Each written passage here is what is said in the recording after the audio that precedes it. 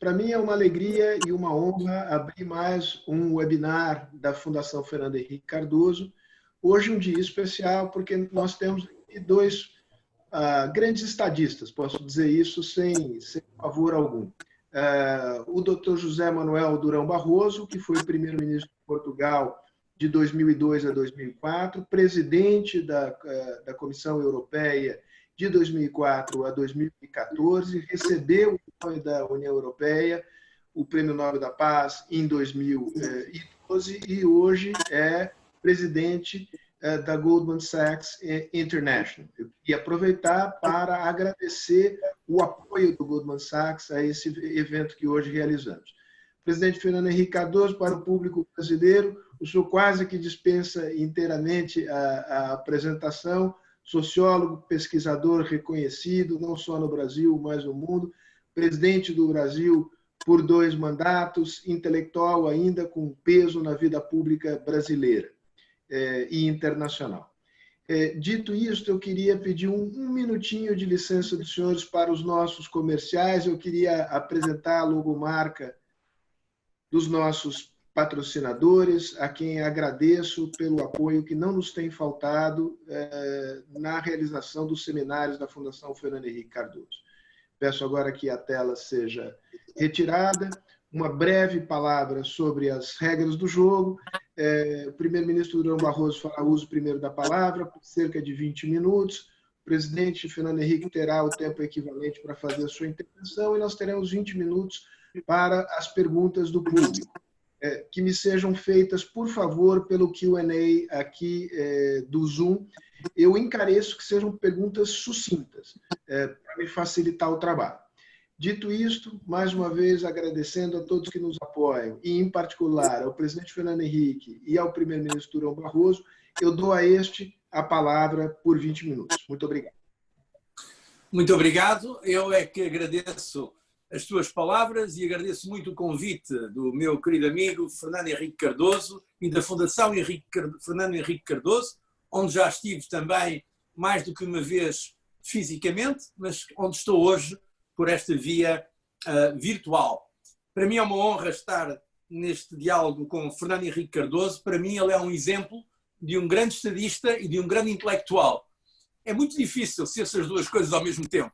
E o presidente Fernando Henrique Cardoso não só foi um grande presidente do Brasil, nação amiga a que eu me sinto tão ligado, mas também é um intelectual muitíssimo respeitado. Por isso, agradeço um convite tão honroso para trocar convosco algumas opiniões. Vou falar sobretudo da Europa, da União Europeia, e depois estarei à disposição para perguntas ou comentários que queiram fazer. Esta crise do coronavírus atingiu a Europa, como aliás está a atingir todo o mundo. Do ponto de vista sanitário, a situação foi muito diversa. Há países que inicialmente tiveram um impacto muito maior, foi o caso da Itália e da Espanha, e também, em certa medida, da França. Hoje, o país que tem mais casos de morte é o Reino Unido. É, de facto, a situação mais preocupante é a situação em Inglaterra. Depois houve situações muito diversas. A Alemanha, por exemplo, reagiu relativamente bem, com um número pequeno de mortes, em termos relativos, porque toda a morte, obviamente, há que lamentar todas as mortes, e também porque teve uma grande capacidade de fazer os testes. Por exemplo, Portugal até agora está com cerca de 1.350 mortes, o que é, obviamente, muito grande, mas comparando com Espanha, que está com mais de 27 mil mortes, é de facto um resultado positivo, digamos assim. A Bélgica, que tem mais ou menos a mesma dimensão de Portugal em termos de população, enquanto Portugal está nos 1.300, a Bélgica está nos 9.400 mortos. A Bélgica, aliás, é o país, em termos relativos, com um número maior de vítimas nesta situação. Ora, o que eu acho que se pode dizer hoje é que, de uma maneira geral, os governos não estavam preparados, nem na Europa, nem fora da Europa. Embora, talvez, aqui além houvesse alguns, por causa da experiência recente de outras pandemias, que foram capazes de reagir melhor. Mas a verdade é que há aqui algo de estranho, porque nós sabemos, faz parte das listas de todos os perigos geopolíticos, que as pandemias existem. E a verdade é que os países que têm essa responsabilidade, na Europa essa responsabilidade não é da União Europeia, a União Europeia não tem Serviço Europeu de Saúde, aliás os governos não deixariam, o que há é serviços nacionais de saúde, mas a verdade é que os países não estavam preparados em termos de capacidade de testes, mesmo em termos de número de ventiladores disponíveis e outras questões. Depois foram improvisando, alguns conseguiram melhor graças a medidas que tomaram relativamente mais cedo de confinamento. Por exemplo, Portugal foi dos que, em relação ao ciclo, tomou mais cedo medidas de estado de emergência. O estado de emergência foi declarado, ainda praticamente não estava ninguém vítima mortal. Isso levou a que se conseguisse controlar, mas foi, temos de dizer francamente, em geral, muito fruto da improvisação. Por isso eu acho que há aqui que tirar lições para o futuro, de modo a aumentar a nossa resiliência em relação a este tipo de riscos, que são, além dos aspectos económicos, são dramáticos do ponto de vista humano, do ponto de vista humanitário, do ponto de vista do sofrimento que estão a causar. Do ponto de vista económico, agora, a situação vai ser mais grave do que foi com a grande crise financeira que seguiu a 2008, 2009, que veio dos Estados Unidos com o Lehman Brothers, mas que depois contaminou a Europa de forma até mais aguda por causa da dívida soberana. 2011, 2012, eu vivi isso na altura como presidente da Comissão Europeia. Esta crise vai ser pior em termos de consequências económicas a curto prazo. A queda do produto interno bruto vai ser muito pronunciada, porque a economia em alguns países esteve ou está ainda praticamente parada. Portanto, o desemprego está a aumentar, não está a aumentar tanto na Europa como nos Estados Unidos, onde já está cerca de 25%, mas está a aumentar. Agora, a verdade é que esta crise é completamente diferente da outra. Enquanto que a outra foi uma crise financeira que se transmitiu ao domínio económico e também social e político, esta foi uma crise exógena, que é uma crise de saúde pública, uma pandemia, que tem efeitos na economia real, que destrói imenso valor da economia real, mas que está também dependente agora de uma solução fora do domínio económico ou financeiro. Ou seja, estamos à espera de uma vacina ou então de alguma terapêutica. E se aparecer com, digamos, probabilidade alta uma vacina, pode ser que a recuperação comece mais cedo. Ou seja, há aqui uma variável que ninguém ainda controla, que é a existência ou não de uma vacina ou de terapêutica, tratamento adequado, mas eu estou convencido que podemos sair desta crise mais depressa do que saímos da crise de 2008, 2012 e anos seguintes. Para já, a resposta europeia foi muito mais forte do que tinha sido em 2008 e nos anos seguintes. Na altura não tínhamos manual para estas crises e os governos não queriam aceitar uma ação mais forte. Desta vez, temos de reconhecer que está a haver uma ação muito mais forte e mais rápida. O Banco Central Europeu demorou 4 anos a tomar a célebre política do whatever it takes, custe o que custar. Desta vez demorou menos de 4 semanas a anunciar a chamada política de sem limites de intervenção. E afetou mais de 750 mil milhões de euros, portanto, não muito longe dos 900 bilhões de dólares, para bilhões no sentido inglês, portanto, 1.000 milhões, 900 mil milhões de dólares, para uma ação monetária. E disse que era possível mesmo modificar as regras, se fosse necessário, na chave de intervenção.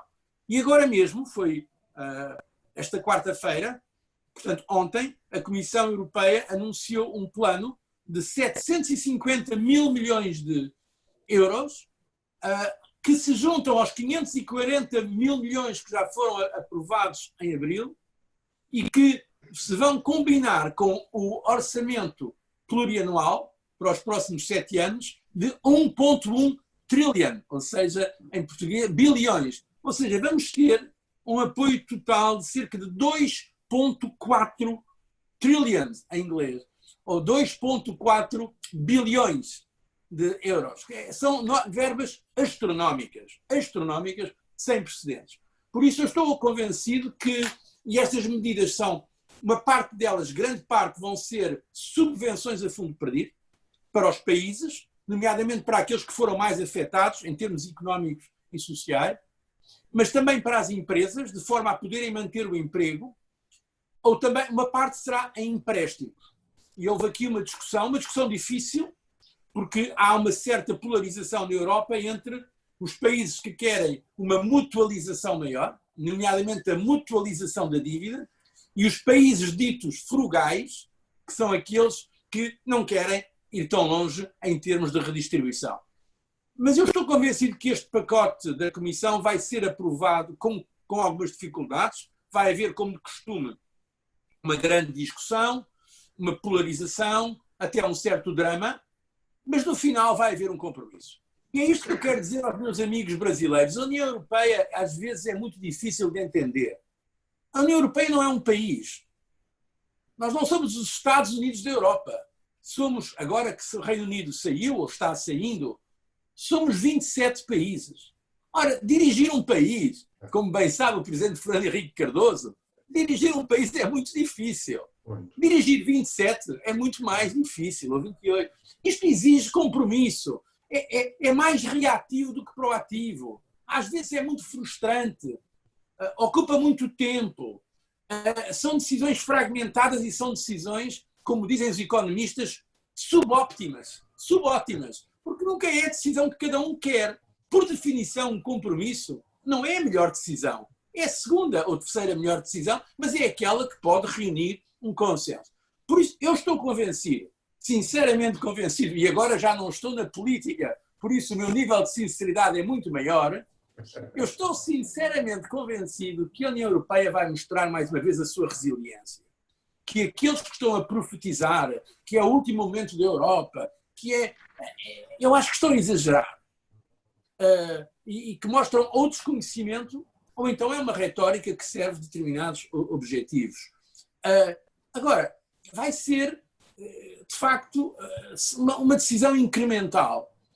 Recordo-me quando eu estava na Comissão Europeia, muita gente dizia, a maior parte dos analistas, incluindo analistas de mercado, previa que a Grécia sairia do euro. Ora, a Grécia continua no euro. Na altura era dado praticamente como seguro e que o euro podia desaparecer.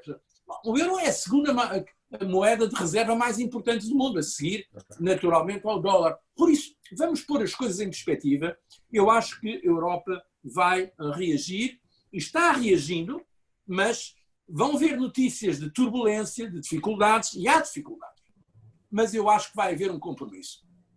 Entre as dificuldades, eu diria, o facto de também na Europa, como noutros países do mundo, termos uma subida de populismo, de fenómenos nacionalistas, chauvinistas, às vezes até de xenofobia. Ora, quando temos esses fenómenos de nacionalismo ou de populismo, é difícil gerir em qualquer país, mas quando temos uma União que, por definição, é transnacional, isso é mais difícil ainda, é um desafio mais exigente ainda. Mas eu acho que, por exemplo, agora estas medidas vão ser muito boas se forem aprovadas. Em Itália estava a crescer o ceticismo em relação à Europa, mas agora os italianos já viram que, pelo menos a Comissão Europeia, as instituições europeias, a Alemanha, a França, querem apoiar a Itália. Eu acho que, aliás, neste cenário, a chanceler Merkel, que eu conheço bem, sou amigo dela, mesmo antes de ela ser chanceler, quando era líder da oposição, a chanceler Merkel, claro que tem que defender em primeiro lugar os interesses da Alemanha, ela é chefe de governo da Alemanha, eu fui primeiro-ministro de Portugal, em primeiro lugar temos que defender os interesses do nosso país. Mas na Europa também é importante ter a visão europeia e eu acho que ela quer deixar um legado europeu. É a líder mais respeitada na Europa. A Alemanha vai ter a presidência da União Europeia no segundo semestre deste ano, por isso acho que a Alemanha vai pôr todo o seu peso político, e não só político, na procura de um consenso. E claro, o presidente Macron, a França, tipicamente francês, tem um voluntarismo grande, e acho que neste momento eles estão a entender-se. França e Alemanha não basta para haver acordo na Europa.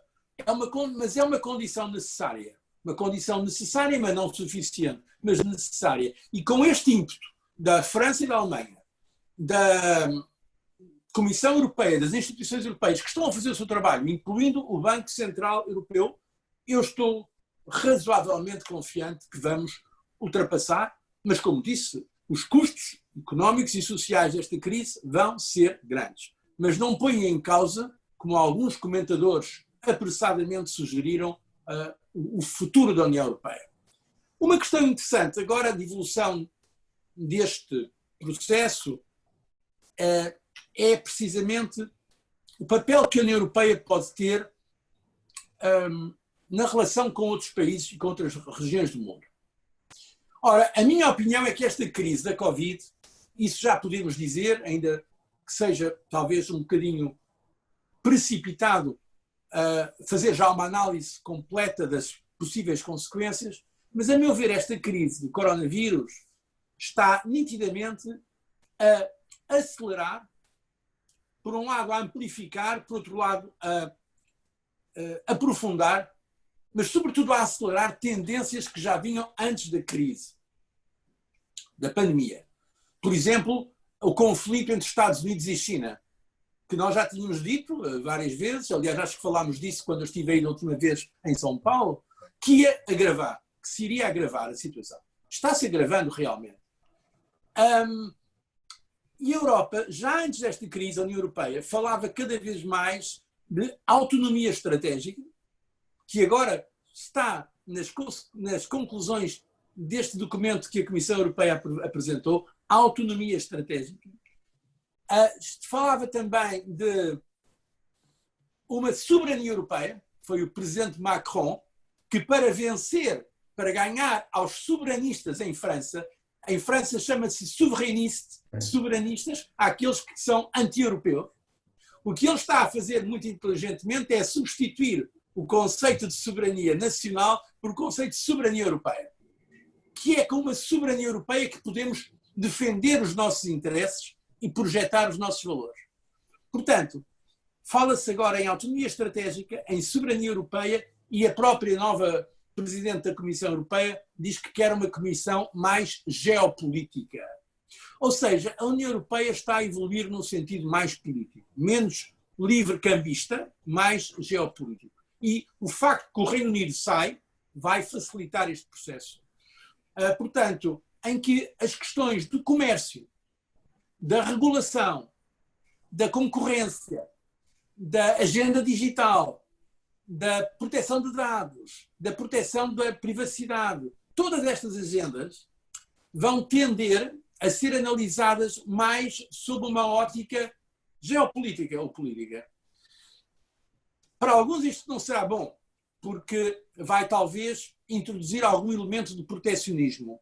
Mas a verdade é que a Europa, quando vê que o grande poder global que tem sido os Estados Unidos, com a atual administração diz America First, bom, e depois também se a Rússia diz a Rússia em primeiro lugar, a China em primeiro lugar, bem, se todos são em primeiro lugar, a Europa também tem de dizer, bom, nós também temos de defender os nossos interesses. E os países europeus, que são na sua maioria países pequenos, aliás houve um primeiro-ministro belga que uma vez disse, na Europa todos os países são pequenos, só que alguns não se aperceberam ainda disso. Porque mesmo a Alemanha, que é o maior país europeu, a maior economia, ou a França, ou a Itália, são muito pequenos comparados com a China ou até com os Estados Unidos. Mas do conjunto da Europa é um bloco de poder essencial. Aliás, na minha experiência, quando vi no G20, com respeito por todos os países, incluindo o Brasil, por quem tenho muito respeito e país que gosto muito, a verdade é que os três grandes polos económicos no mundo são Estados Unidos, China e Europa. O próprio Japão, a Rússia hoje em dia tem um PIB comparável ao da Holanda. Não? Portanto, não são poderes importantes, relevantes, o Brasil também, nas chamadas grandes economias emergentes, mas em termos de poder económico global, não há dúvida que temos Estados Unidos, China e União Europeia. Ora, eu acho que isto vai levar a União Europeia num sentido de maior entendimento. Acho também que isto não quer dizer que se vai isolar, pelo contrário. Na Europa, pelo menos a nível daqueles que decidem, há o entendimento que devíamos manter um mundo multilateral. E não é bom o que se está a passar hoje, com o agravamento das tensões geopolíticas e com a incerteza e a volatilidade geopolítica. Por isso, aliás, nas conclusões agora que a Comissão também anunciou, está mais financiamento para ajuda aos países em vias de desenvolvimento e para um papel maior da Europa nas Nações Unidas, no G20, no G8, na OCDE e noutras instâncias multilaterais. Eu diria que a Europa, por definição, a União Europeia, não foi sempre essa a posição da Europa. A Europa, como se sabe, também tem a história, é o continente onde houve mais guerras ao longo da história. Tem a história de nacionalismo extremo, que aliás provocou 2 guerras mundiais, e de imperialismo e colonialismo. Nós sabemos isso na Europa. Mas precisamente por isso é que hoje em dia a Europa está sinceramente comprometida com uma visão mais multilateral. Eu gostaria, obviamente, como português e europeu, gostaria que a Europa fosse capaz de desempenhar esse papel. Mas eu tenho de ser realista e há, de facto, ainda problemas de consistência, de coerência, de unidade. Há uma certa polarização ainda. Por isso é que eu acho que ainda vamos ficar num caminho que é um caminho intermédio. Não é ainda, ao contrário também do que alguns estão a dizer, o momento hamiltoniano. Isto não foi o Philadelphia Moment da Europa. Não vamos ter, no futuro previsível, Estados Unidos da Europa. A Europa vai continuar a ser reativa, incremental, vai ter um papel importante, mas não tem, talvez até pela sua própria estrutura ainda, sobretudo em matéria de política externa, de defesa e de segurança, não tem os instrumentos para projetar poder como os Estados Unidos da América do Norte ou a China, por exemplo. Mas acho que podia e deveria desempenhar um papel maior. Agora vamos a ver, se me perguntarem vai ser ou não, eu digo depende.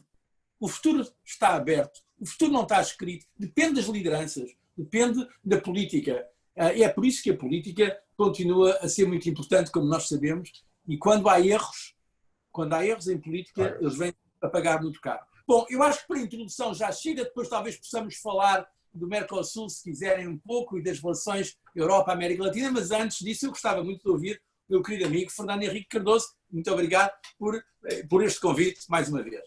Muito obrigado. Presidente, a palavra é sua. Bom, primeiro eu quero agradecer as palavras do meu amigo José Manuel Durão Barroso e dizer o seguinte: eu estou de acordo com tudo que ele disse, na verdade. Com tudo que ele disse. Nós aqui também sabemos que essa crise, as várias crises, a econômica, a política, já vinham de antes. Agora, a pandemia realmente passou a ser o motivo principal de preocupação. Sobretudo porque essa pandemia é maldosa, ela gosta de matar velho. Isso eu acho horrível. É até uma tendência negativa nesse sentido. Mas a gente vê que é muito difícil você conseguir num país como o Brasil, que é grande. Nós temos uma população de 220 milhões de habitantes, é muita gente, muito desigual, né? Você manter normas gerais. Então, quando se vê agora que nós estamos pedindo que as pessoas fiquem em casa, eu estou em casa, o Sérgio está em casa, mas nós temos casa, e os que não têm, e são muitos, né? Ou os que têm casa precária, que mora muita gente junto. Essa coronavírus veio de avião para cá, veio pelas classes altas que viajavam e tal, mas agora não, agora se espalhou.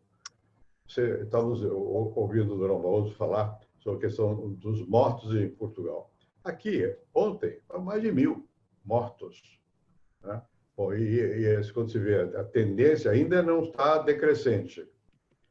Isso é variável. Você vê o estado onde há o maior número de infectados é São Paulo, mas também é o estado cuja a proporção da população, ou os casos de atingidos e dos mortos, é dos menores.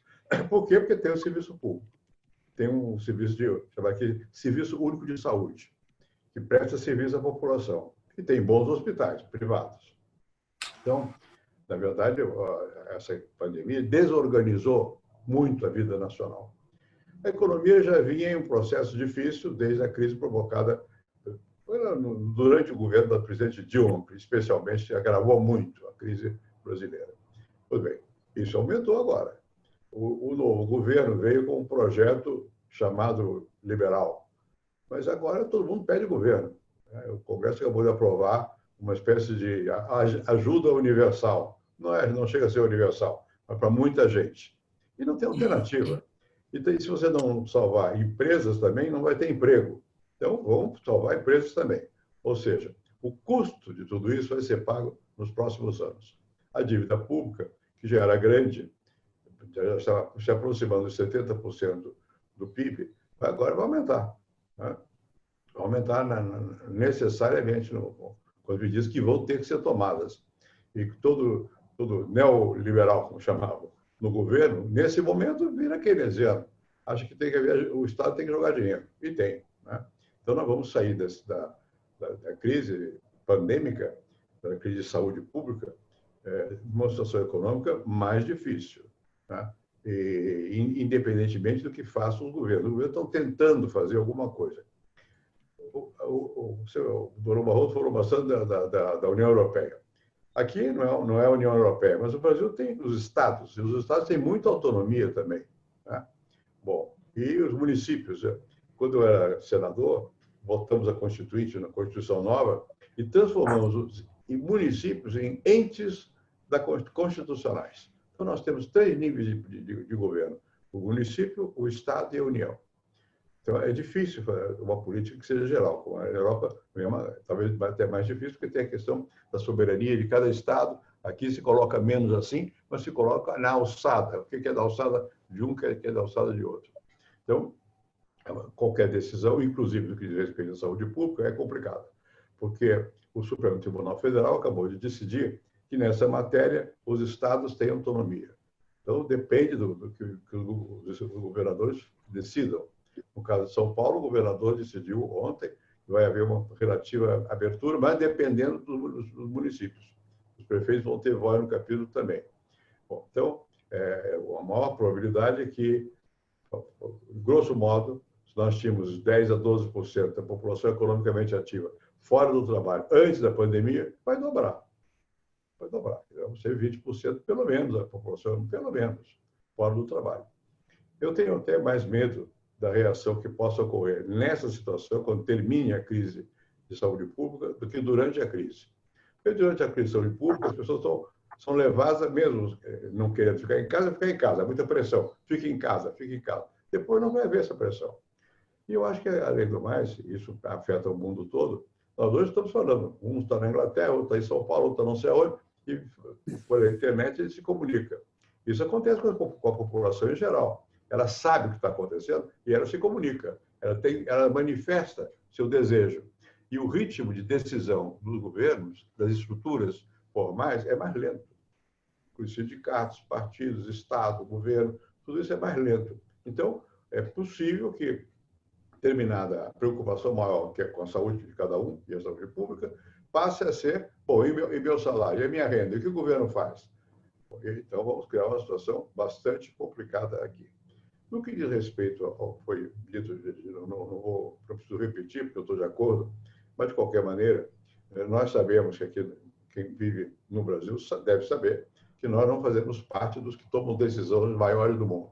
Os que tomam decisão maior são a União Europeia, os Estados Unidos, a China e, eventualmente, a Rússia. Né? Bom, mas temos algum peso, mas não todo o peso que esses têm. E a tendência que existe em alguns desses setores que é natural, é compreensível, não é natural. E, como o americano Trump diz, America first, primeiro a América. O Durão disse uma verdade. No Brasil, o presidente do Brasil, primeiro é o Brasil. Mas primeiro não quer dizer que não tenha responsabilidade com o resto. Tem que haver um certo equilíbrio nessa matéria. Mesmo países que têm um relativo crescimento, desenvolvimento e tal, como é o nosso caso, áreas desenvolvidas e tudo mais, vamos sair da crise precisando de apoio, precisando de ligação.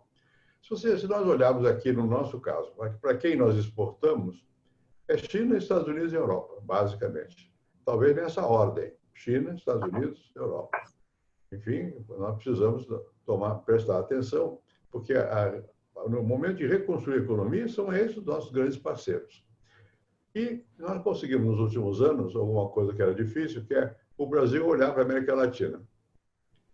Custou, porque a língua é diferente, a tradição era mais europeia, alguns países da América Latina mais ligados aos Estados Unidos, não sei o quê. Hoje há uma certa consciência de que pertencemos a um espaço que é a América, provavelmente a América do Sul.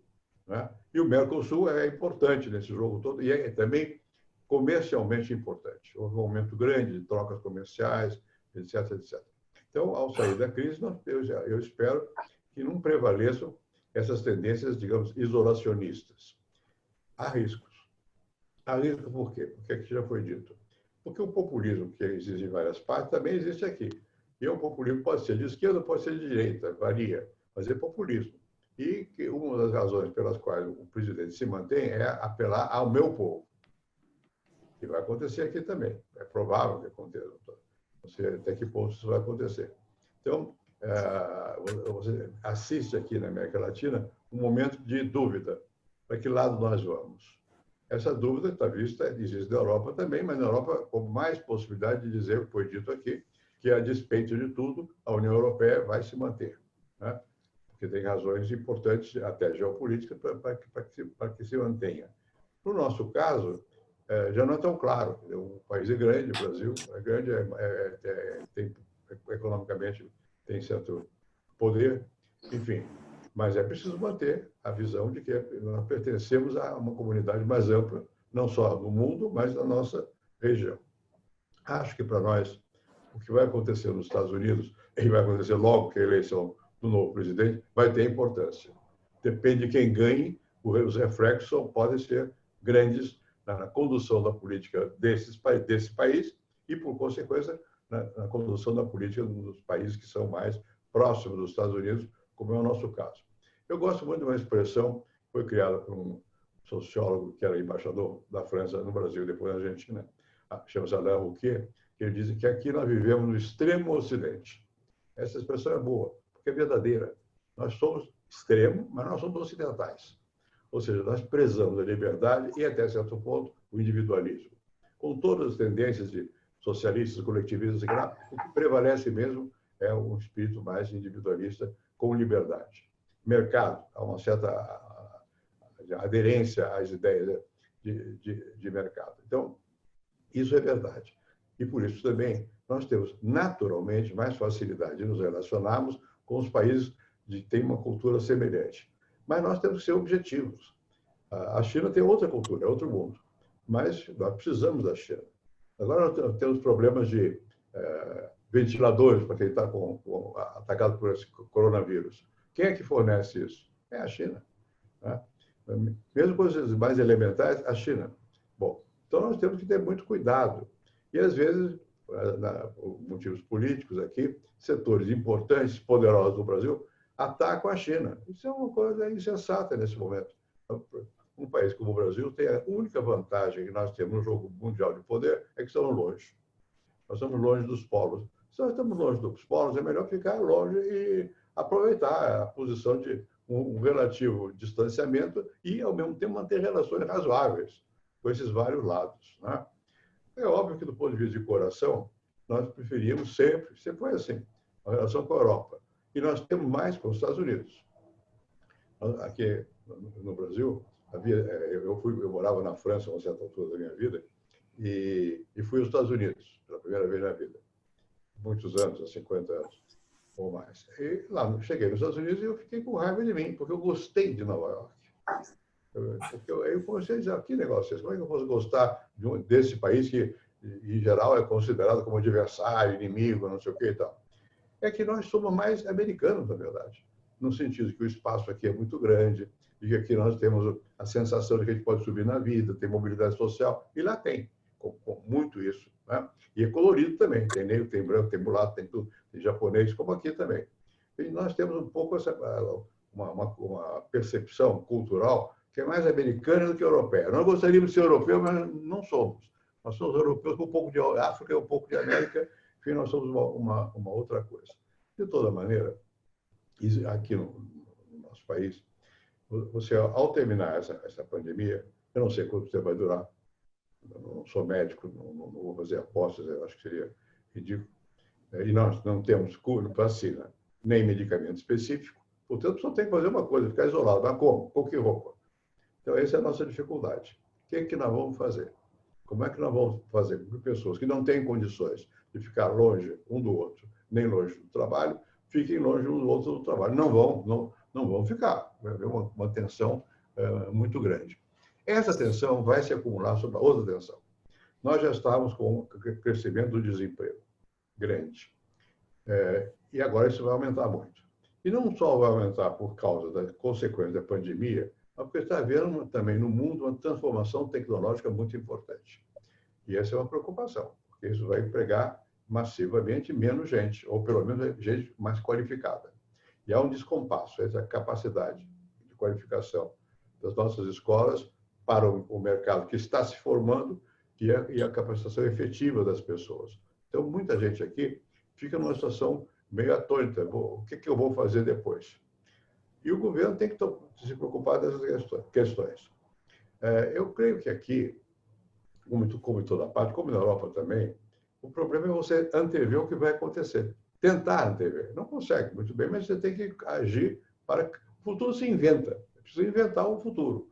Depois dessa pandemia e dessa crise, que já foi emendada com outra crise, que era de outra natureza do sistema financeiro, né?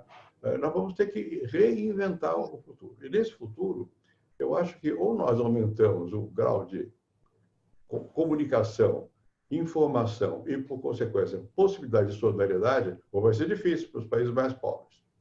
Eu digo para os países mais pobres que eu não coloco o Brasil nesta posição. Nós temos áreas do Brasil que têm essa posição. Mas o Brasil não é dos mais pobres, mas e os países africanos? E muitos países da América Latina que não têm condições. Então, eu vejo como necessário que haja preocupações no ponto de vista internacional. Isso vai ser muito importante. Agora não aparece nos jornais. Os jornais estão preocupados com a pandemia e com a política local. Mas quando terminar isso, vamos ver que nós temos, além disso, uma questão que é global. E essa pandemia vai chamar a atenção para este fato. E não é a primeira vez que o mundo passa por uma pandemia. Não, mas há muitos anos não tínhamos uma semelhante. Eu nem me lembro, eu estava já aqui ativo, eu nem me lembro das gripes anteriores, do MERS, não sei o quê. Agora, na minha casa, minha mãe e meu pai viviam falando da gripe espanhola, pobre da Espanha, não tinha nada a ver com o assunto. É como agora inventaram que é chinesa, tá bem. Tanto faz, é que se propaga. Morreram milhões de pessoas, né? Naquela época, né? da gripe espanhola. Então, eu acho que nós temos que olhar com mais atenção para o fato de que essas pandemias podem voltar. Mais atenção, portanto, à saúde pública, mais atenção, portanto, à condição de vida das pessoas. Como fazer isso numa economia quebrada, porque as economias vão estar, em geral, bastante, digamos, machucadas por terem atravessado a crise, e as necessidades sociais com maior capacidade de ampliação de voz, porque a internet e o resto mais aumenta. Vão exigir mais e as condições vão ser difíceis. Então, eu acho que nós vamos depender muito da existência de lideranças. É um paradoxo, porque quanto mais complexa é a sociedade, dá a impressão de que ela vai sozinha.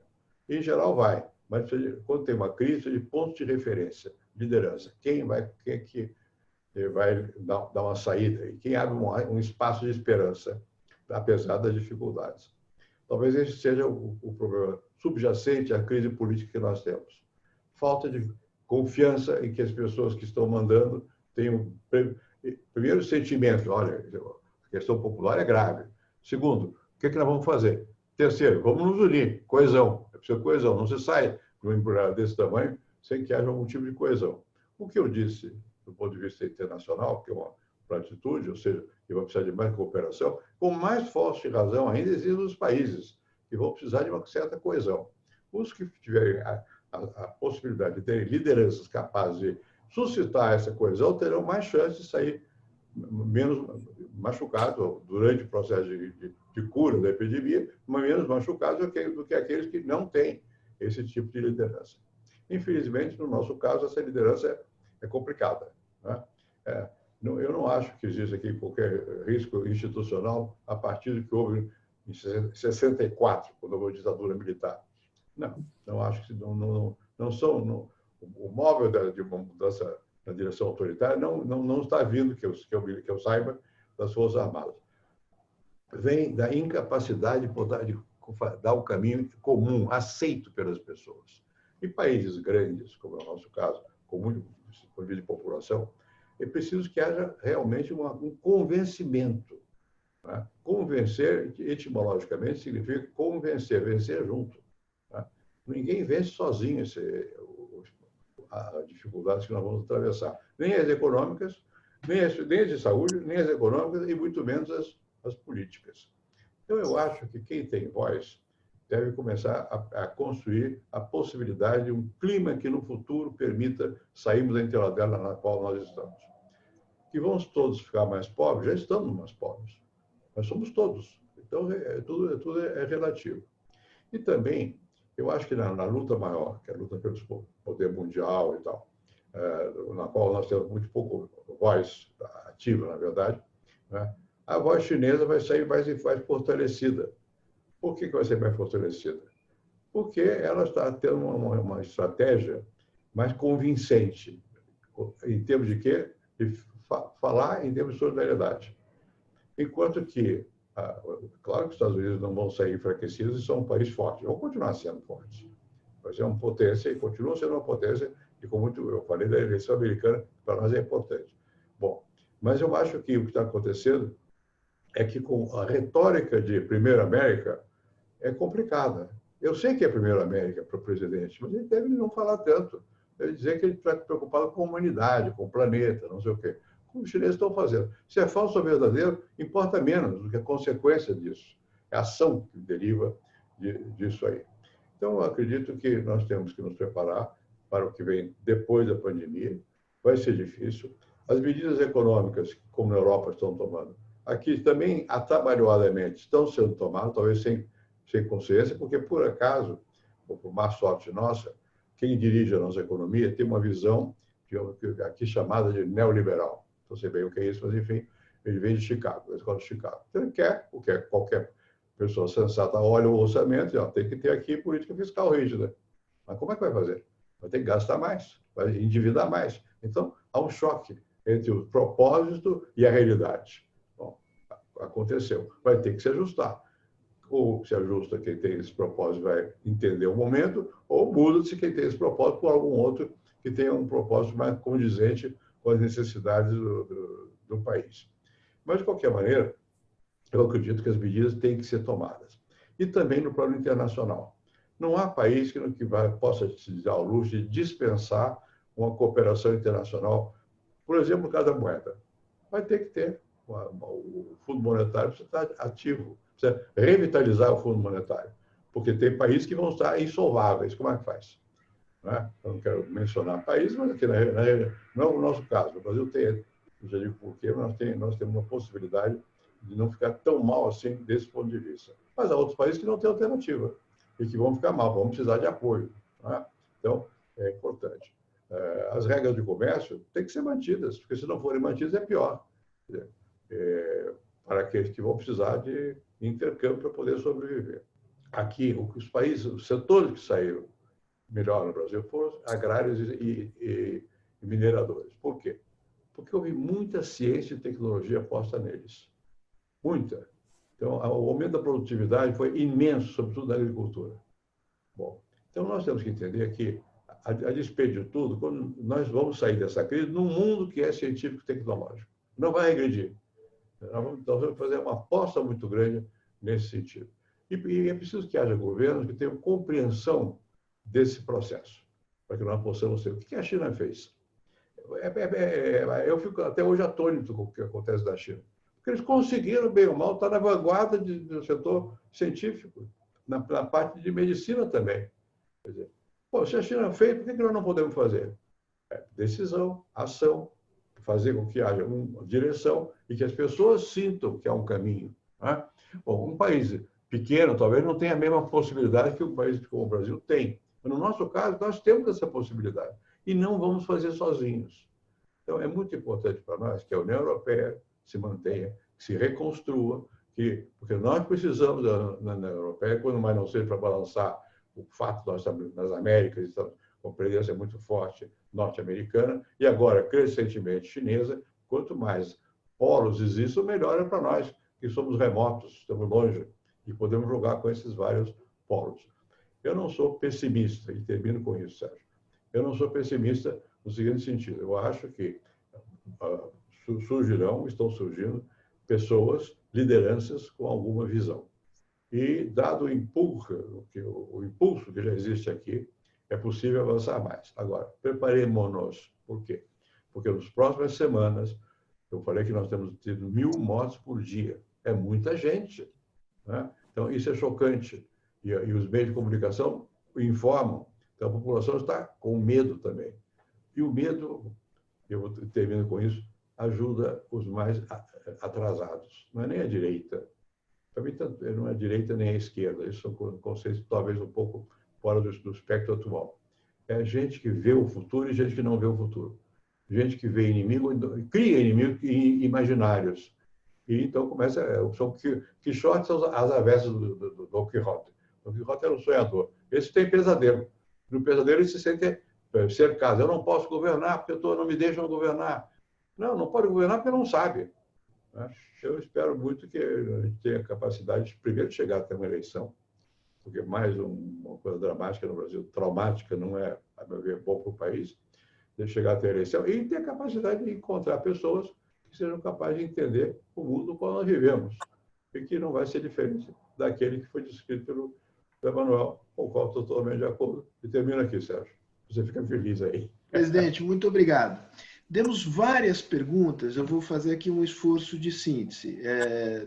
Doutor Durão Barroso, como não poderia deixar de ser um conjunto de perguntas a respeito da relação Mercosul-União Europeia.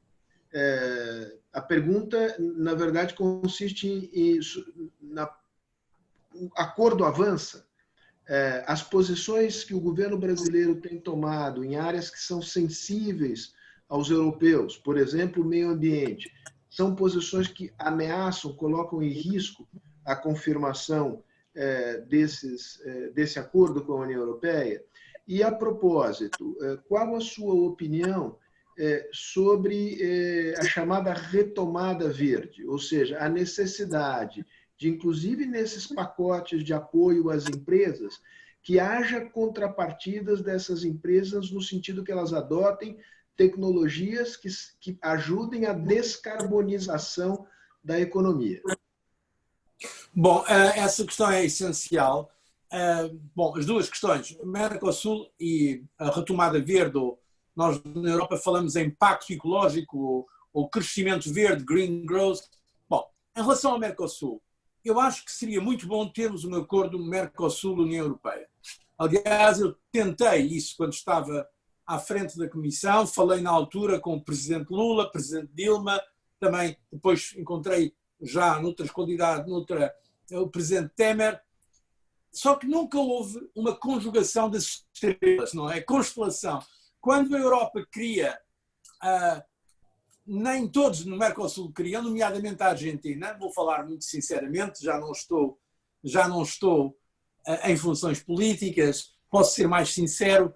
Eu sei, houve momentos em que falei no Brasil e que me disseram, e era verdade, que o Brasil estava disponível para ir mais além, mas que a Presidente Cristina Kirchner, na altura, não era, digamos, uma grande apoiante, não era muito a favor do Mercosul, do acordo Mercosul-União Europeia. Depois também houve momentos em que a Europa não estava totalmente sintonizada. Aqui há algum tempo conseguiu-se fechar a negociação ao nível dos negociadores. Foi, aliás, com a minha ex-comissária Cecília Malmström. Só que depois, agora, há um novo governo na Argentina. Aquilo que nos diz esse novo governo da Argentina é que não quer mais acordos de liberalização do comércio, mas que aceita manter este que já foi negociado.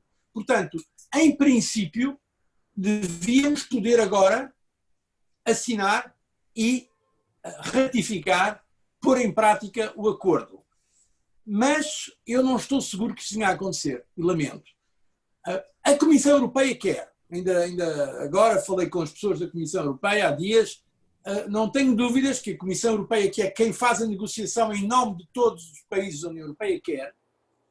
Não estou seguro que haja em todas as capitais europeias o mesmo interesse. E aí também aquilo que foi agora dito em relação ao debate sobre a Amazónia, sobre as questões, isso tem um efeito, pelo menos, de complicação, perturbador. Seja como pretexto, seja como causa, isso não há dúvida que vai dificultar qualquer acordo se não houver aí um entendimento entre a Europa e o Brasil. Porquê? Porque não basta, para haver acordo, que a Comissão Europeia faça. É preciso que todos os países ratifiquem. E é preciso o Parlamento Europeu. Ora, o Parlamento Europeu é muito sensível nestas matérias. Ora, seja causa real, seja pretexto, a verdade é que o argumento da questão da Amazónia, ou do desmatamento, é um argumento que está a ser utilizado contra o acordo do Mercosul, na Europa. Do lado brasileiro ou do lado do Mercosul, não conheço suficientemente, os senhores, melhor do que eu, poderão dizer. Na Europa, eu acho que as instituições europeias querem, mas vai haver uma parte da opinião pública que não vai apoiar. E por isso só podemos ter um acordo se houver um grande investimento político, uma grande liderança para o fazer. Eu acho que devíamos ter. Quanto à segunda parte da sua pergunta,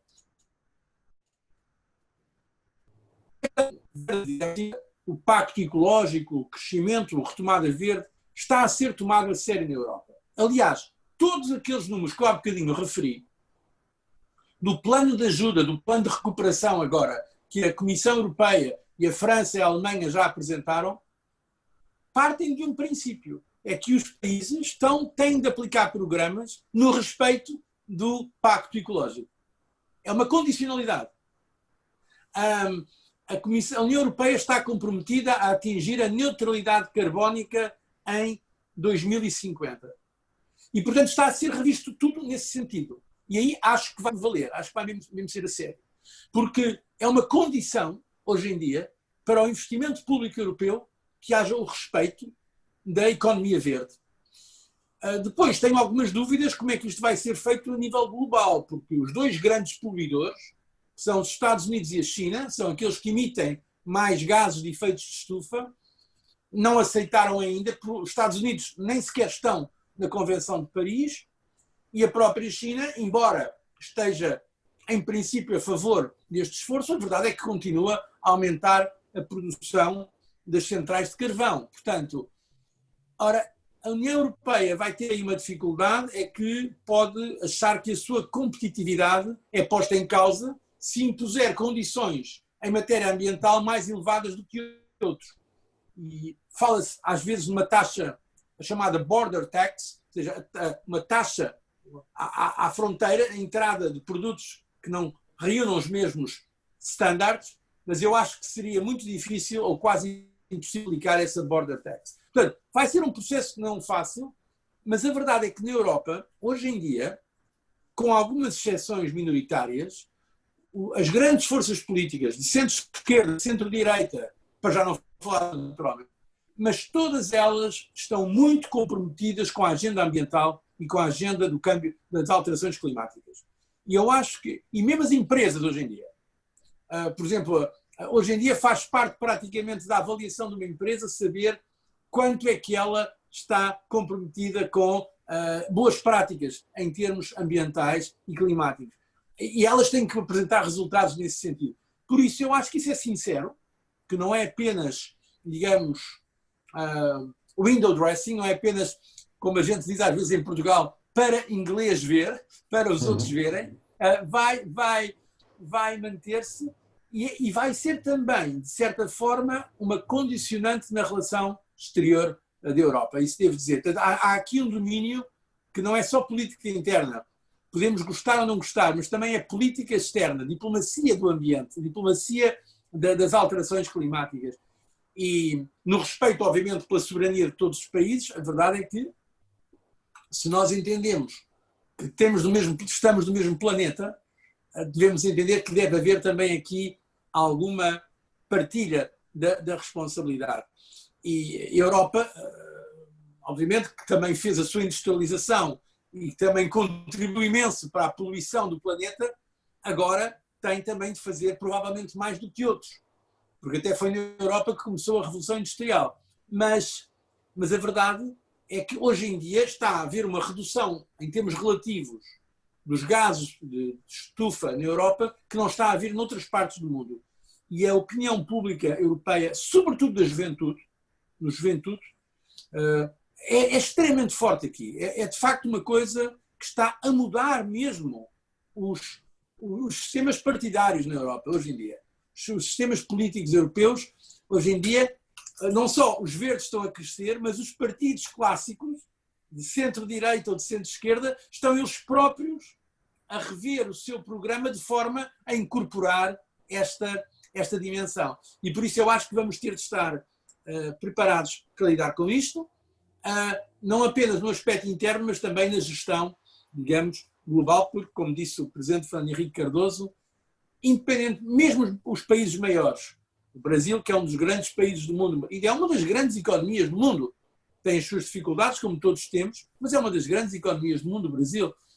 Todos nós estamos, de facto, dependentes dos outros. Devíamos, em vez de falar da declaração da independência, falar na declaração da interdependência. E a verdade é que a própria pandemia está a mostrar isso. Há reações nacionalistas e chauvinistas, mas uma coisa é certa, o vírus ultrapassa as fronteiras, não é? Ora, se os vírus ultrapassam as fronteiras, também as soluções que nós temos de encontrar têm de ultrapassar as nossas fronteiras.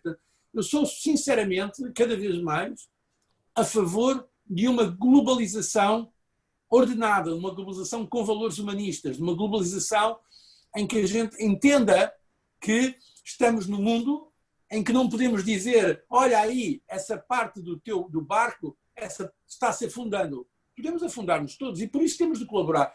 E esta questão, é por isso que eu acho que seria muito bom, seria um grande sinal para o mundo hoje, sobretudo quando vemos o que se está a passar com a Organização Mundial do Comércio, que está bloqueada hoje em dia, quando vemos os ataques à ordem multilateral, quando vemos também o ressurgir do proteccionismo. Era muito boa notícia que a União Europeia e o Mercosul, com o Brasil, obviamente, no seu papel, que é essencial, dessem um exemplo de que nós estamos aqui para manter uma ordem mundial aberta, para lutar contra o proteccionismo e para, enfim, procurar níveis de prosperidade maior para os nossos povos. Presidente, muito obrigado, doutor Durão Barroso. Presidente, como o senhor pode imaginar, no dia de hoje, em que a temperatura política cresceu muito, aliás, vem crescendo nos últimos dias, há muitas perguntas sobre a situação brasileira. Eu vou procurar sintetizar e fazer uma ligação com essa discussão que nós estamos desenvolvendo aqui, a partir de uma observação muito instigante que o senhor fez, que aparentemente o grupo dirigente hoje no Brasil não tem sonhos em relação ao futuro, vive assombrações do passado, vive num clima fantasioso, como se ainda estivéssemos na Guerra Fria. Há risco desta visão prevalecer no Brasil? Se esta visão prevalecer no Brasil, além da desconexão com o mundo, a democracia corre risco no Brasil? Bom, a democracia sempre corre risco. Precisa cuidar dela sempre. Não é uma questão, não está dada. Né? E isso vale para o Brasil também. E eu acho que está ligado com os temas que nós debatemos aqui antes. Temos que ver a democracia e temos que ver a economia em conjunto, a saúde em conjunto também. Aqui está havendo polarização. E a tendência, digamos assim, autoritária cresce. Né? Porque a nossa Constituição e as várias constituições depois de Montesquieu dizem a mesma coisa. Nós temos 3 poderes, devem ser independentes e harmônicos. São independentes e harmônicos mais ou menos. E, de repente, quando um poder começa a não ser consequente com as aspirações da população, outro poder quer crescer. É o que está acontecendo, até mesmo nos tribunais. De repente, começa a invadir seara que, teoricamente, era do executivo e tal e coisa. Então, há risco de você ter uma desorganização institucional aqui. Eu acho que esse risco devia ser sempre levado em consideração e, sempre que possível, tem que entender que o mundo vai em outra direção. Não em outra direção, no sentido de não existir direita nem populismo, que existe. Na Europa existe em toda parte. Mas vai no sentido de que você, pelo menos, entenda racionalmente o que está acontecendo. Aqui acabou de ser dito pelo Durão Barroso, eu estou totalmente de acordo. Não tem jeito. A questão do green, a questão da preservação do meio ambiente, a questão das novas tecnologias, não são questões nacionais, são gerais. Todos nós temos que prestar muito do nosso esforço para saber como é que nós vamos nos posicionar diante delas.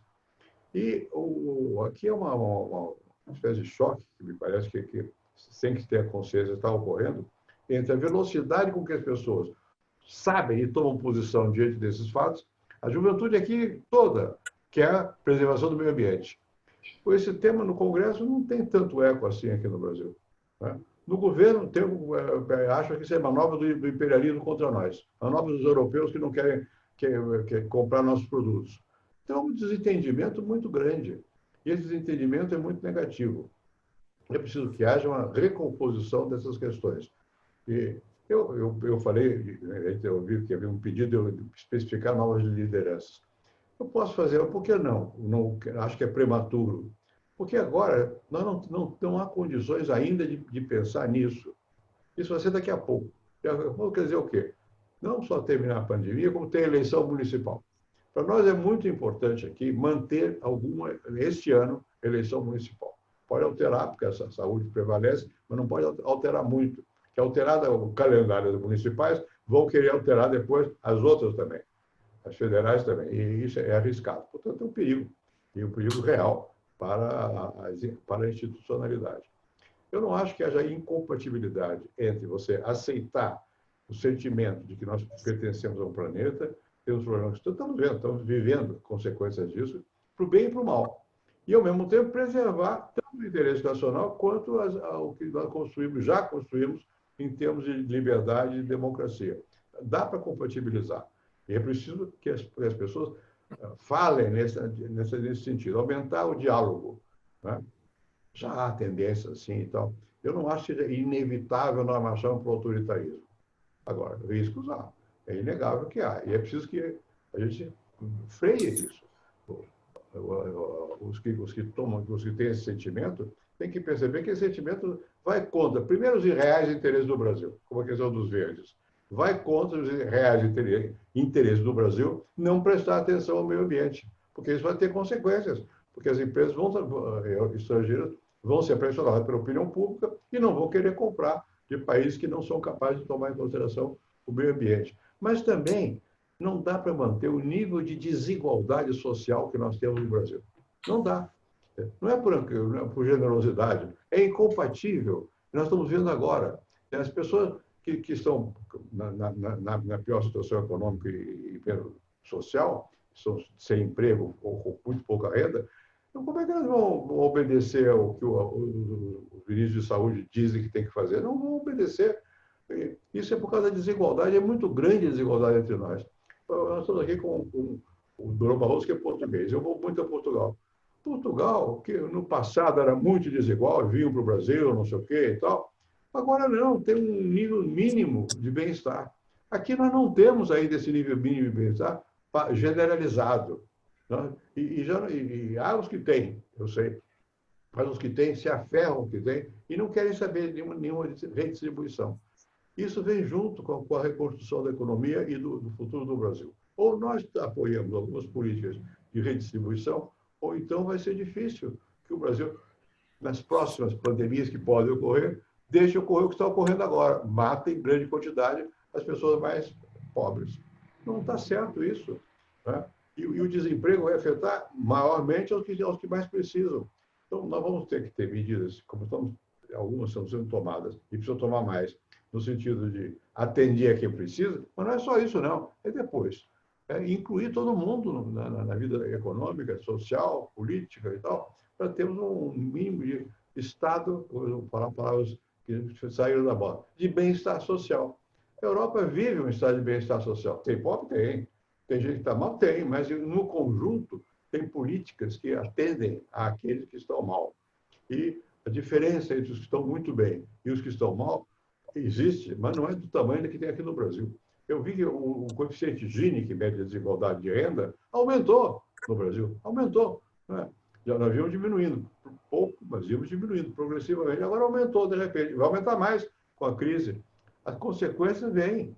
E acho que essas questões têm que ser tomadas tanto em consideração quanto as questões de saúde. Vamos pegar... dizem que crise pode dar oportunidade. Depende. Né? Eu vou repetir o que eu já disse. O futuro tem que ser construído, e construído com ideias novas. E as ideias novas não podem ser jogar fora o que foi feito. O que nós avançamos em termos de cooperação internacional tem que ser preservado. Inclusive o Brasil, que nunca tinha percebido que está num continente, agora sabe que nós fazemos parte da América Latina, nós conseguimos um quase milagre. A relação entre o Brasil e a Argentina, que foi de guerra no passado, hoje é uma relação muito próxima. Né? Isso vale para vários países. Então, eu acho que nós precisamos preservar e ampliar o Mercosul, e ampliar a relação do Mercosul com o mundo, inclusive, em primeiro lugar, com a Europa. Precisamos fazer isso. Eu sei que haverá oposições, eu sei que haverá haverá uma tendência protecionista, mas eu acho que isso é coisa que nós temos que mostrar, demonstrar, que é do nosso interesse, e nosso, não é do Brasil. É humanitário, além de ser brasileiro também, para fazer aumentar as trocas comerciais entre os países do mundo. Acho que são pontos simples, difíceis de ser, digamos, difundidos, mas são simples, e nós temos que nos concentrar. Quais são os 3 ou 4 principais problemas terminada a crise? Tem que começar a pensar desde já. Isso não é para mim, mas não. Eu estou muito velho já, é para o Sérgio, que é jovem. Bom, eu posso até pensar nisso depois, mas agora me cabe devolver a palavra ao doutor Durão Barroso, lembrando que a gente está se encaminhando mais para a parte final da nossa conversa. Há várias perguntas aqui que dizem respeito às lições que se podem extrair da pandemia em termos de organização do Estado e do modelo econômico. Parece haver um certo consenso que aqueles países com um sistema público de saúde universal bem estruturado responderam melhor à pandemia. Isso, de alguma maneira, reabilita o modelo social-democrata e mostra os limites de um certo liberalismo à outrance, para usar uma expressão francesa, que predominou no período mais recente. O senhor acredita, doutor Durão Barroso, que revivemos uma espécie de momento social-democrata e que isso implicará na Europa, inclusive, o fortalecimento do estado do bem-estar social, uma nova política de taxação, inclusive de uma taxação que alcance paraísos fiscais, que alcance circuitos financeiros que acumulam uma grande quantidade de recursos subtributadas pelos Estados nacionais? Bom, eu acho que já estava essa tendência antes da pandemia, a tendência de um papel maior do Estado, também por causa da reação à crise financeira, já se vinha a fazer notar, mas acho que esta pandemia vai reforçar isso. Estou a tentar ser objetivo, não estou a tentar ver isto com olhos ideológicos, com óculos ideológicos, porque temos que encontrar qual é a melhor solução em cada momento, do meu ponto de vista, embora possamos depois ter preferências ideológicas que são absolutamente legítimas.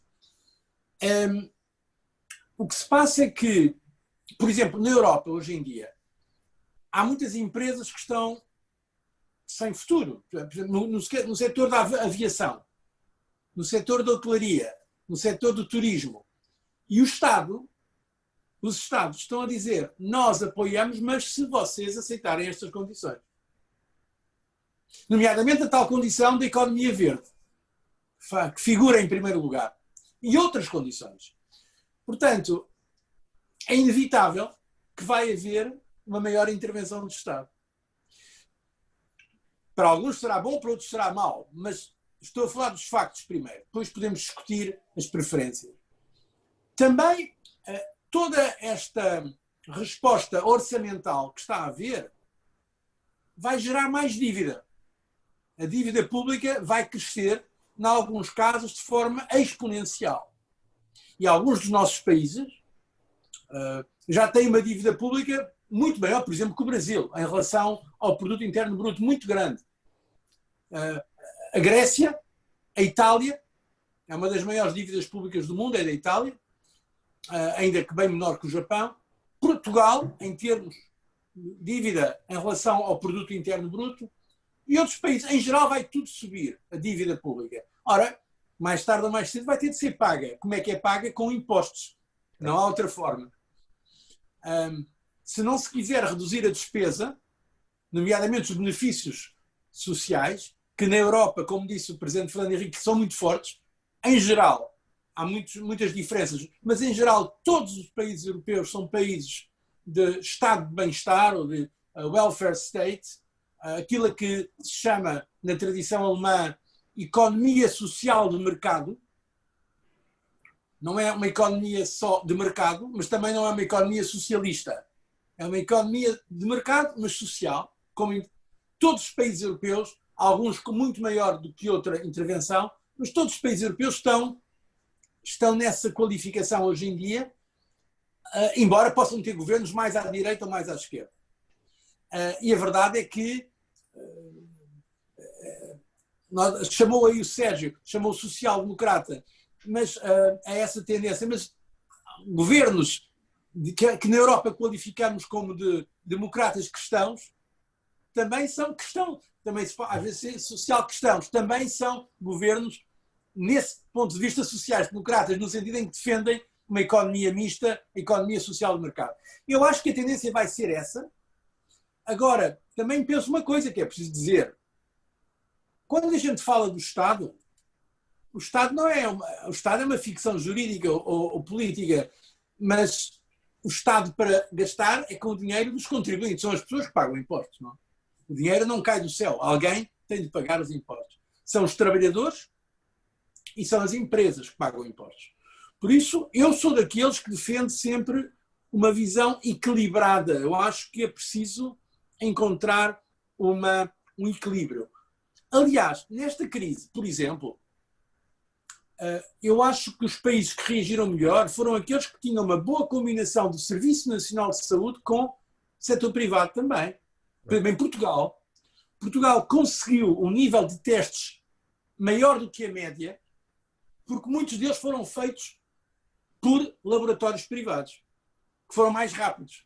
Embora Portugal hoje tenha um Serviço Nacional de Saúde considerado bom, razoável. Não está ao nível dos países mais ricos da Europa, mas é competente, é um bom serviço.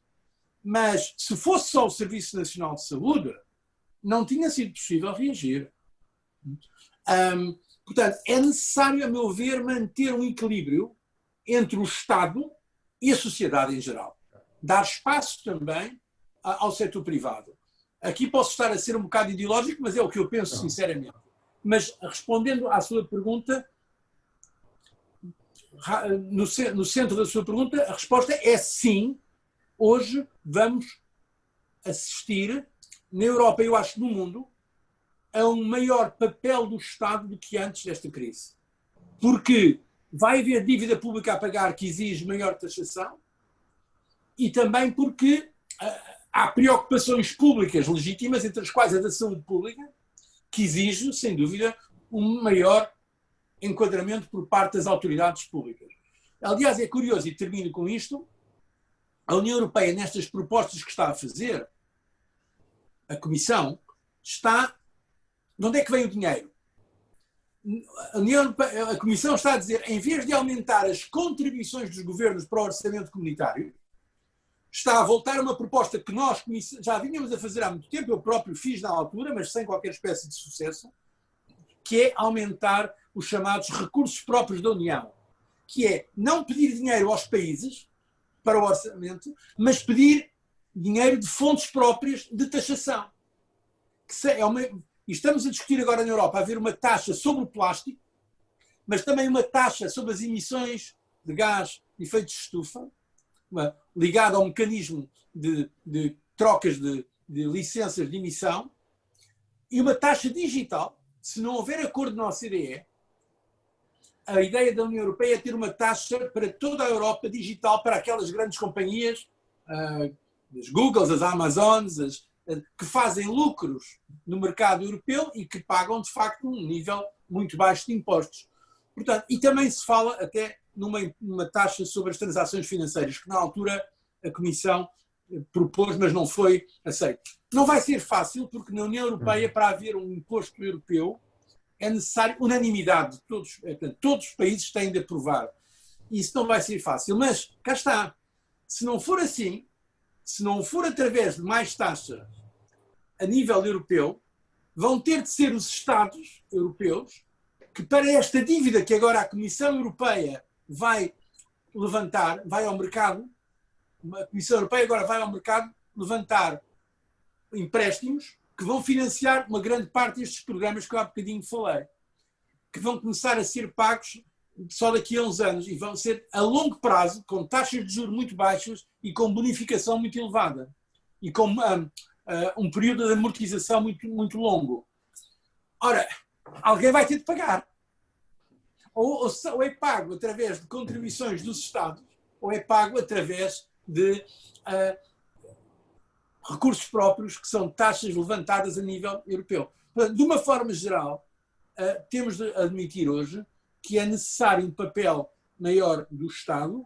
O que eu espero é que seja, obviamente, um Estado democrático, com respeito dos diferentes interesses e pluralista, que seja um Estado que não atinja um peso tal que possa sacrificar também tudo o que há de positivo na iniciativa privada e nos setores privados, porque também temos que olhar também, pelo menos é a minha filosofia, para mim é tão importante um trabalhador do setor privado como um trabalhador do setor público. Não deve ter menos direitos que um trabalhador do setor público. E encontrar o equilíbrio, depois é uma questão que tem que ser definida em cada situação.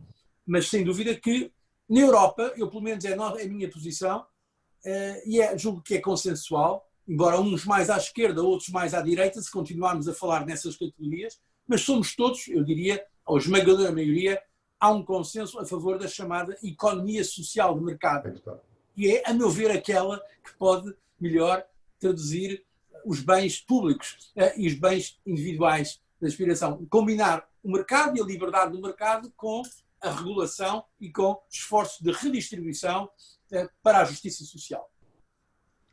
Muito bem. Presidente, eu proporia o seguinte, como somos nós os anfitriões, que deixemos a última palavra ao nosso convidado. Agora eu faria uma pergunta para o senhor faria também as suas considerações finais, e aí o primeiro-ministro Durão Barroso encerra o evento.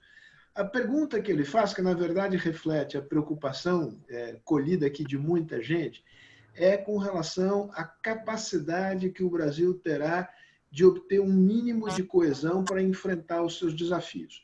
A sociedade está muito polarizada, os gastos públicos se ampliarão, a dívida pública crescerá, será necessário pagar essa conta logo à frente, o conflito distributivo em torno de quem pagará essa conta aumentará, há um nível de consenso sobre o modelo, a economia social de mercado, menor aqui do que existe, felizmente, na Europa. Como é que o senhor vê a possibilidade de unificar minimamente o país em torno de uma saída? E se o senhor vê no horizonte lideranças, figuras ecumênicas que possam encarnar esse projeto? Vamos lá. Primeiro, eu fiz uma ressalva. Isso é para jovem, né? A saída futura depende de gente mais jovem. Eu estou fora, mas enfim. O que eu posso responder aí ao que você disse e juntar o que foi dito pelo Durão Barroso? Eu estou de acordo com o que ele disse. A questão hoje é de você criar condições para a economia social de mercado. Não há outra saída. Não é mais social-democracia, embora eu seja presidente de um partido que se chama da social-democracia, Eu me lembro que o Montoro, que era um dos líderes, ficou horrorizado, porque ele era muito ligado à democracia cristã. Então, inventou a possibilidade de nós termos um símbolo, que era o tucano. O tucano era uma maneira de esconder a ideia de social-democracia. Hoje nós não precisamos mais esconder nada, porque podemos reconhecer que os tempos mudam. Hoje, o que é realmente necessário é economia social de mercado. Já foi dito, eu vou apenas repetir. Economia social de mercado quer dizer, as empresas têm um papel fundamental e a liberdade faz parte desse jogo. O Estado regulamenta e o Estado vai estar endividado. Logo, vai ter que estar imposto. Essa é a questão que foi colocada. Bem, que imposto é esse? O governo atual começou a falar de uma coisa inacreditável, mas eu acho positivo. Começou a falar de novo em taxação das intercâmbios financeiros, CPMF. Eu apoiei quando foi feito e quando acabaram com o CPMF. Agora eu acho que tem que voltar ao CPMF. Não é que o CPMF salve tudo. Vamos ter que ter ideias que financiem o Estado. Agora, atado ao pagamento da dívida, porque nós vamos sair daqui muito endividados. Então, vamos ter que atar alguma tributação nova à redução da dívida, e não para o Estado depois fazer obra pública. Vai precisar fazer também, mas já tem, ou terá que ter outros meios do orçamento. Ideias que pareciam muito antiquadas. Por exemplo, uma renda universal. Eu me lembro que era paixão de um colega meu no Senado, o prefeito. Que, aliás, está nos assistindo e fez esta pergunta. Mas ele tem razão de fazer a pergunta, porque eu acho que vamos ter que pensar de novo na questão de como é possível ter uma renda básica para as pessoas. Vai ter que pensar. Não é de jogar fora. Como vai ter que pensar de novo no CPMF? Vai ter que pensar. Bom, eu fiz uma taxação chamada as grandes fortunas. Isso foi feito comigo, eu e o Roberto Campos, que tinha um pensamento mais conservador. Eu pedi apoio dele, ele apoiou, porque estava na Constituição. Isso foi uma dor de cabeça tremenda para mim. Nunca passou, nunca passou. Eu não quero voltar a isso, porque hoje a fortuna grande se esconde, vai paraíso fiscal, não é um mecanismo eficiente de extrair recursos para o Estado. Mas o Estado vai ter que inventar. Só que o Estado tem que ser um Estado mais confiante à sociedade. A sociedade que acredite que o dinheiro não é para aumentar o tamanho do Estado. Senão também é uma forma indireta de beneficiar, privilegiar um setor. Não, tem que ser uma coisa para reduzir a dívida pública. Acho que isso é importante e que essa ideia de economia social de mercado é uma ideia boa, aplicável, né? Acho, com toda franqueza, que a ideia de governo de esquerda e de direita, que orientou a vida política e talvez vai continuar orientando, mas é bom governo ou é mau governo? Quer dizer, o governo está reduzindo o endividamento, o governo está criando condições sociais melhores para a população. Essa é a questão decisiva, central. Quer dizer, temos que desideologizar um pouco essa questão, né? Os que hoje falam pela volta da CPMF são liberais. É uma contradição? Mas não, são realistas. Tem a dívida, vai aumentar e vai ter que pagar. Como é que paga? Vai ter que ter imposto. Agora, esse imposto tem que ser um imposto que pese sobre todos, e não só sobre uma camada, e que seja usado para o benefício de todos também. Eu acho que essas são as questões que nós vamos ter que começar a colocar com mais força e mais entusiasmo. E é preciso que a liderança nova que vai surgir, está surgindo, vai surgir com mais força, e ela não é uma liderança no abstrato. Ela tem que se referir ao que está acontecendo no Brasil, tem que ter propostas para o Brasil. E propostas para o povo, para as pessoas simples entenderem. Por que eu virei presidente da República? Porque o Plano Real, quem explicou ao povo o Plano Real fui eu. Eu não inventei o Plano Real. Houve vários que inventaram mais que eu. Mas o que eu fiz foi falar, dizer, olha, eu preciso de apoio de vocês, e vai dar certo por isso, por isso, por isso. A mesma coisa agora. Nós vamos sair mal, tá bem, mas nós temos futuro. Nós temos que jogar no quê? Eu já falei aqui, vou apenas repetir, ciência e tecnologia, vai ter que ter novas formas de financiar e tem que reduzir a dívida pública, que vai ser imensa no país. Portanto, não adianta pensar que o governo vai fazer, porque o governo não vai ter dinheiro para fazer. As empresas vão ter que fazer também.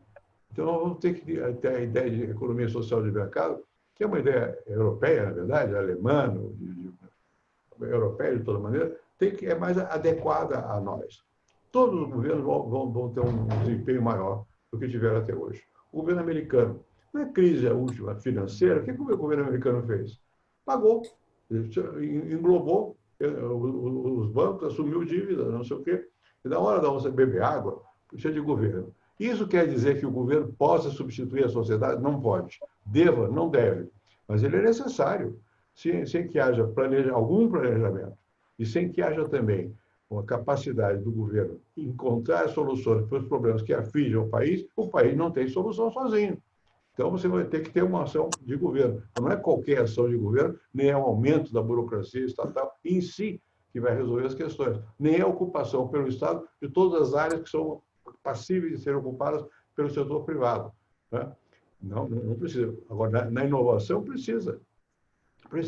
Vou dar um exemplo simples. O Brasil faz aviões, a Embraer. A Embraer nasceu na aeronáutica e nasceu fazendo aviões, copiando de italianos, não sei o quê e tal. Hoje eu não sei, a Embraer hoje eu acho que é privada, né? Foi privatizada, não sei o quê, tá? Vai se associar com a Boeing ou não vai, não sei o quê. Mas no começo, ou o governo fazia, ou ninguém fazia. Petróleo, a Petrobras. Por que foi feita a Petrobras? Eu apoiei muito meu pai, todo mundo. Porque a Petrobras, diziam que não havia petróleo no Brasil, as grandes empresas tinham reserva. Então, nós fizemos. Quer dizer que isso tenha... A Petrobras está na mão do Estado até hoje, do Estado brasileiro, e é melhor que fique lá. Não estou propondo. Nem acho mesmo que foi proposto agora, até mesmo o Banco do Brasil, de privatizar o Banco do Brasil. Eu tenho dúvidas que o Banco do Brasil tem algumas funções que o governo precisa de alguns instrumentos de ação. Né? Não pode, talvez, ocupar todo o espaço do crédito. Mas se o Banco do Brasil não existe, e o governo não tem um instrumento para forçar, quando resolve mexer na taxa de juros, o Banco Central manda baixar a taxa de juros, quem é que baixa primeiro? É o Banco do Brasil.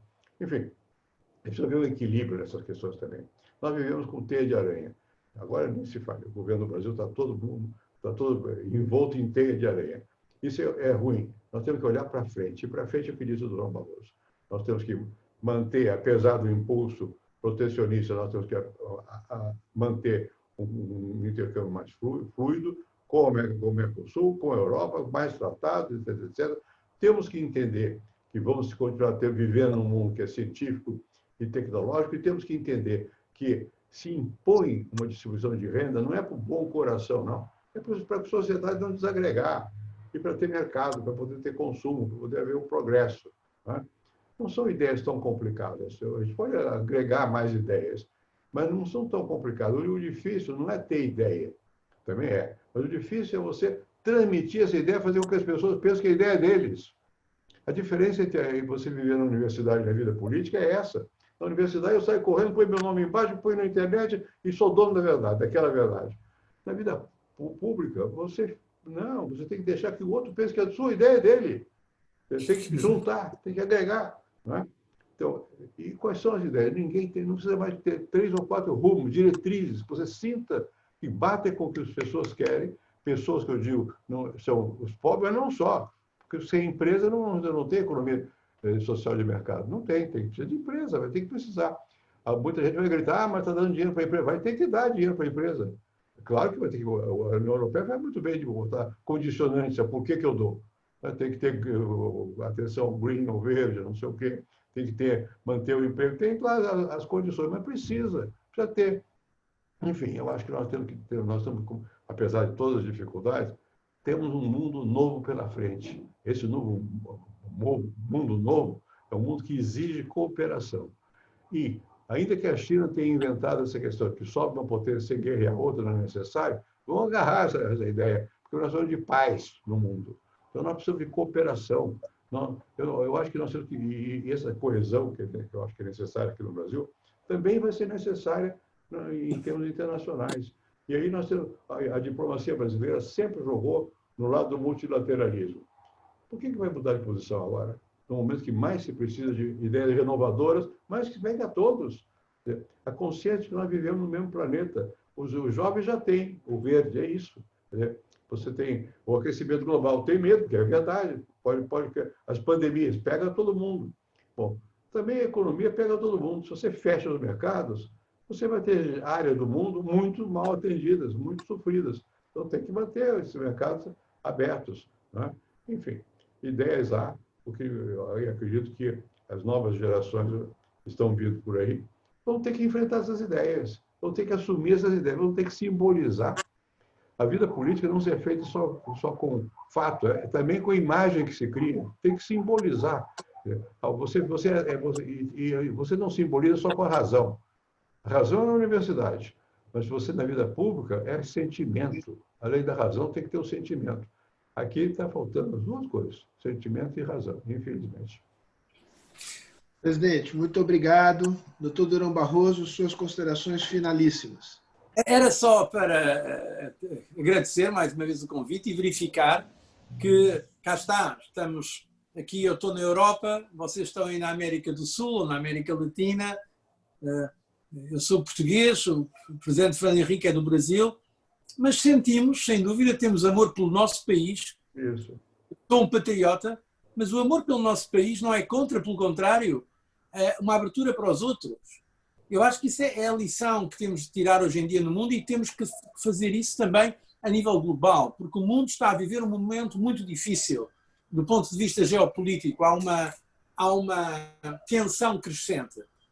Eu espero que a Europa e o Brasil possam dar um contributo para um mundo em que consigamos manter a paz. A paz é um valor essencial, mas também, obviamente, a liberdade e a democracia. Claro. E, obviamente, também a prosperidade dos nossos povos. Eu acho que a nível europeu, as decisões que estamos a tomar agora, e termino com isto, estão essencialmente ligadas a 3 áreas que são consideradas importantes de ver a nível europeu. É a área da economia verde, da transição climática, a área da digitização, ou da digitalização, enfim, digitização, que eu acho que esta crise está a acelerar. Aliás, passamos o dia, em grande parte, com o Zoom e em conferências para todo o mundo. Isso vai acelerar muito. E também, em geral, a ciência e tecnologia, que vai ser o grande investimento, que é, em grande parte, o que está em causa hoje em dia no conflito global. Não é tantas tarifas, mas é quem vai ter supremacia científica e tecnológica.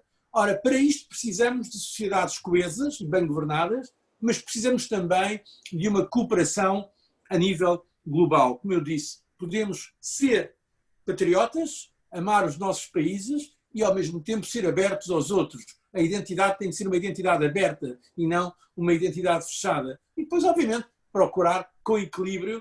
Eu acho também que hoje em dia as ideologias do passado, em larga medida, estão ultrapassadas. Há diferenças, sem dúvida, ideológicas, mas é necessário que entre, digamos, a esmagadora maioria dos cidadãos, que ao fim e ao cabo são pessoas moderadas, as pessoas, em geral, não querem soluções extremistas, seja da extrema-direita ou da extrema-esquerda, ou seja, as pessoas querem soluções equilibradas, não é? A esmagadora maioria, em democracia, mas para isso é necessário que as forças e os líderes das forças moderadas, nesse aspecto, não sejam muito moderados, que sejam com convicção, com força. Essa é que é a diferença. É que às vezes a gente vê políticas de centro como políticas fracas, moles. Ora, a gente precisa, não ia dizer de um centro durão, porque é o meu nome, Durão. É preciso que as pessoas moderadas, de centro-esquerda, de centro-direita, se assumam com convicção, com vontade e que não seja qualquer coisa menos que os outros, mas que tenhamos a convicção, como dizia o presidente Fernando Henrique, que expliquem, que não fiquem apenas na sua bolha, na sua elite intelectual, ou que tenham a coragem de explicar, de vir para o povo, de falar, porque, de facto, a gente vê, as lideranças fazem diferença. As lideranças fazem diferença. E há grandes erros que podem ser evitados se as lideranças forem as mais adequadas. Por isso, já falei demais, mas gostei imenso. Quero dizer ao Fernando Henrique que está cada vez mais jovem, portanto, eu vejo.